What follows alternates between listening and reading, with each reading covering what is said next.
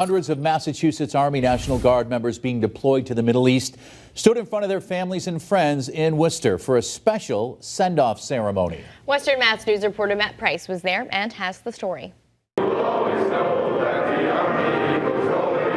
An emotional morning for hundreds as men and women from the 1st Battalion, 181st Infantry Regiment of the Massachusetts Army National Guard were formally sent off for deployment to the Middle East. Western Mass News attended Tuesday's ceremony at the DCU Center in Worcester and spoke with some soldiers before they start their mission. I feel very ready.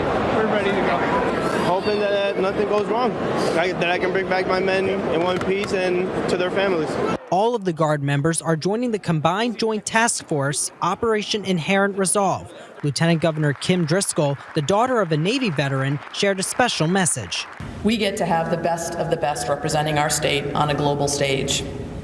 You're showing the world that the people of this Commonwealth are kind, that they are hardworking, and that they honor their commitments. We spoke with Allison Hanlon of Quincy, whose fiancé, Alex Pereira, is preparing for his second deployment to the Middle East. She says she is ready for what's next. A lot of people think I'm a little bit crazy for doing it again. We have 2 dogs back home and I work full time, so it's a lot to handle, but I'm looking forward to getting through the next 9 months. Parents also shared with us how proud they are of their kids. As they were leaving, going out the door to do whatever they were doing was always wise choices. So we say that to them today.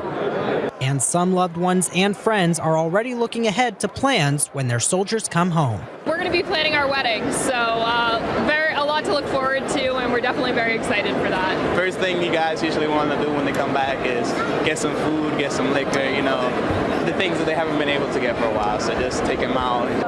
All the Guardsmen will be deployed in phases in the coming days as all of their friends, families, and officials wish them safe travels and for them to come back safe.